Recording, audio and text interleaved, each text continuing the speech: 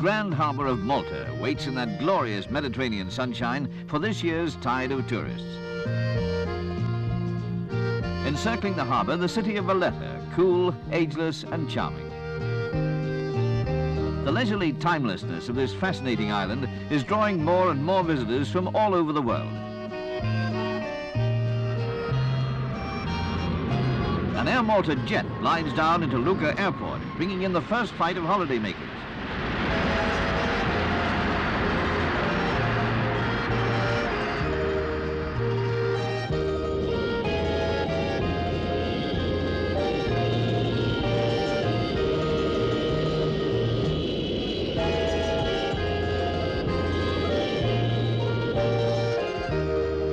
They've timed their arrival for the May Carnival, one of those surprises that Malta always seems to produce at just the right time.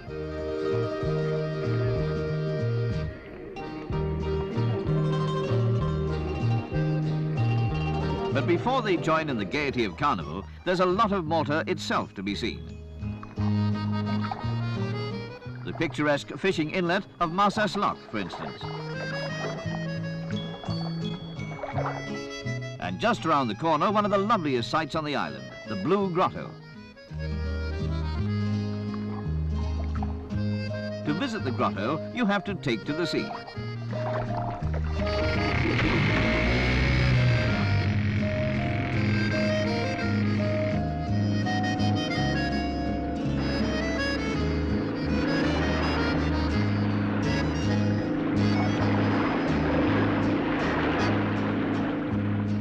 Here, nature and time and the persistent erosion of the sea have combined to create an Aladdin's cave of breathtaking beauty. It has taken hundreds of thousands of years for this massive cavern to be formed.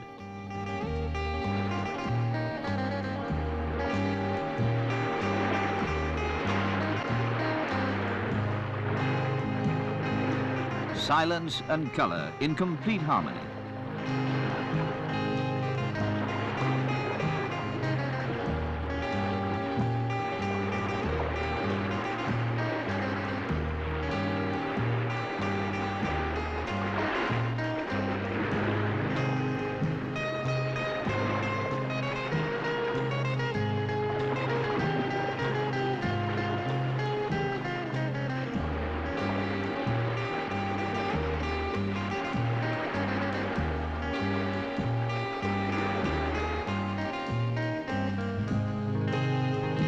Out in the workaday world at Malta's Hotel Phoenicia, they're discussing the colour and harmony of words.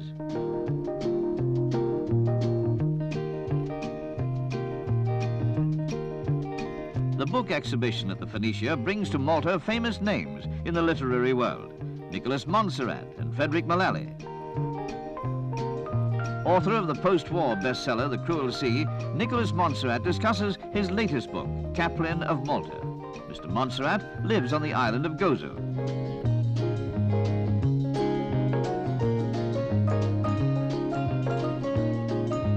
There's a wide range of the world's latest literature. Frederick Mullally, who is the author of Venus Afflicted, talks about the selection of books on display with his wife.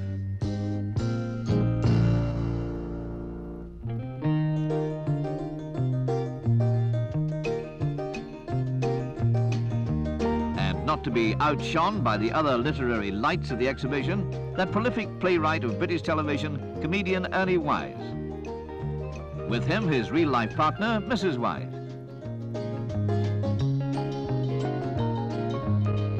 Malta is a sun and fun island for a large number of the famous in films and television.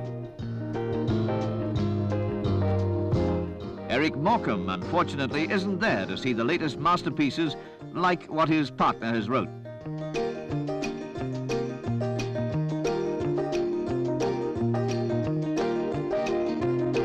But meanwhile, out in that intoxicating Mediterranean sunshine, there's a carnival going on.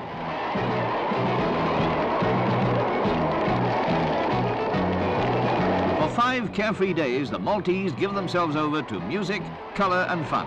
They call the procession the Defile. Here comes King Carnival.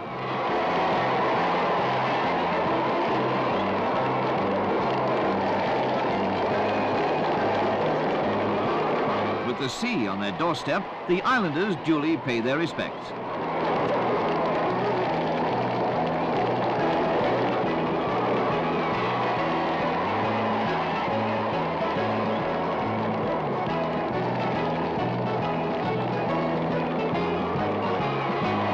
Most of the floats take months to design and build.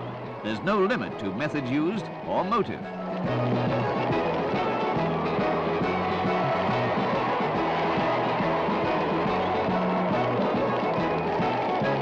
Once the carnival had a deeper significance. Now it's just a good excuse for lots of clean, uninhibited fun.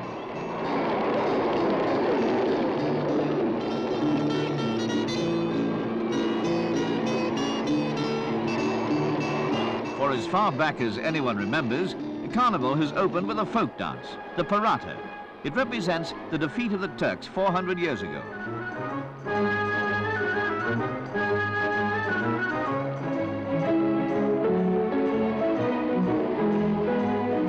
The kids are fascinated by it.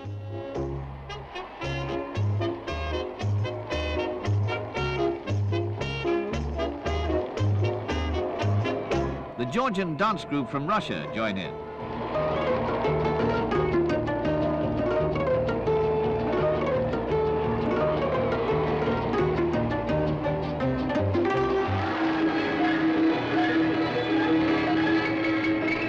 The Lord and Lady Button Company bring a touch of old England's pearly kings and queens.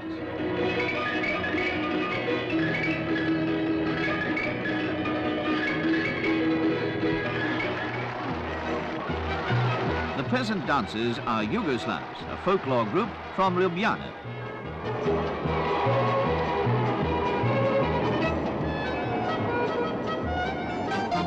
As the procession weaves its way through the streets of Valletta, the carnival spirit takes hold of the old city. During the 5 days it lasts, everything is tuned to the gaiety and excitement of carnival.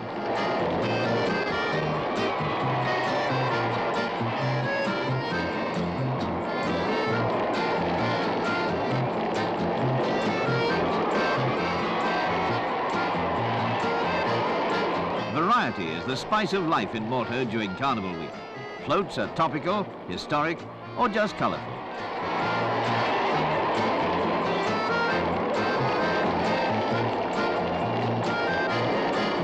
As the procession meanders through the crowds, the organisers and the builders of the floats are probably already thinking up new ideas and designs for next year's carnival.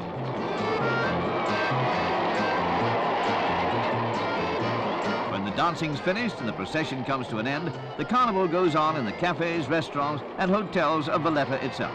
And tomorrow it starts all over again for another 4 glorious days.